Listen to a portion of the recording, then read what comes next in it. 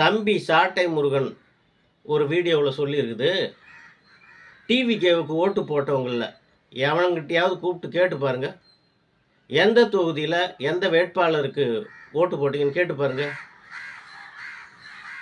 அப்படின்னு சொல்லியிருக்கு தம்பி சாட்டை முருகன். தம்பி சாட்டை முருகா, இப்போ தான்பா இந்த கொரியரு, எஸ்எம்எஸ்ஸு, இந்த வாட்ஸ்அப்பு அப்படின்லாம் வந்துடுச்சு. ஒரே இப்படி போட்டால் அடுத்த நேரத்துக்கு அப்படியே செய்திகளை தெரிஞ்சுக்கிற மாதிரி. ஆனால் அந்த காலத்தில் இப்போ கூட இருக்குது, தபால் நிலையம், தபால் பெட்டி, அந்தந்த ஊர்லேயும் தபால் பெட்டிகள் இருக்கும். எல்லா ஊர்லேயும், எல்லா வில்லேஜ்லேயும், எல்லா கிராமங்களையும், எல்லா இடத்துலையுமே ஒவ்வொரு தபால் பெட்டி இருக்கும். அந்த தபால் பெட்டியில் எந்த ஊரில் இருக்கிற ஒரு ஒன்றாலும் எந்த ஊரில் இருக்கிற தபால் பெட்டியில் போடலாம். யாரும் ஏன்பா அந்த ஊரில் இருந்து இங்கே தபால் போடுறீங்கன்னு கேட்க மாட்டாங்க. அப்படி போடுகின்ற தபால்கள் அத்தனையும் தலைமை தபால் நிலையத்திற்கு போயிடும். அங்கேருந்து அந்த தபால்கள் யார் பெயருக்கு எழுதப்பட்டிருக்குதோ, முகவரி யார் பேரில் இருக்கோ அந்த முகவரிதாரருக்கு அந்த தபால் போய் சேர்ந்துடும். இப்படி தான் காலங்காலமாக நடந்து வருது. ஓட்டும் அப்படித்தான்பா. யார் பேருக்கு எந்த சின்னத்துக்கு விசில் போடப்படுறதோ அந்த தலைமை கட்சிக்கார் யாரோ அவங்கள தான் முகம் தெரியும்.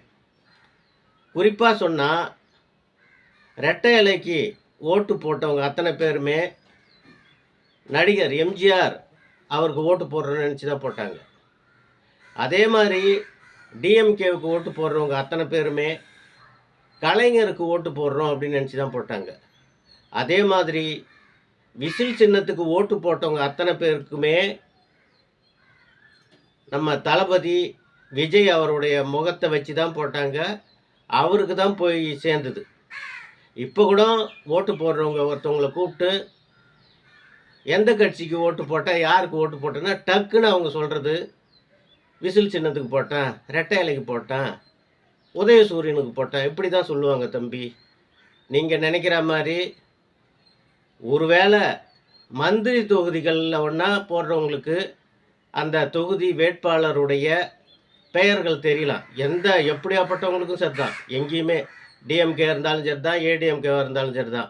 மந்திரிகள் பெயர் தான் இது வரைக்கும் தெரியுமே தவிர மற்றபடி எம்எல்ஏக்கள் பேர் தெரியறதுக்கு வாய்ப்பு இல்லை.